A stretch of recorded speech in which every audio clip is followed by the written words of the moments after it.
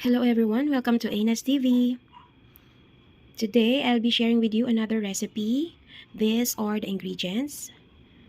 Okay, first you have the onion, 1 piece onion, 4 cloves of garlic, minced.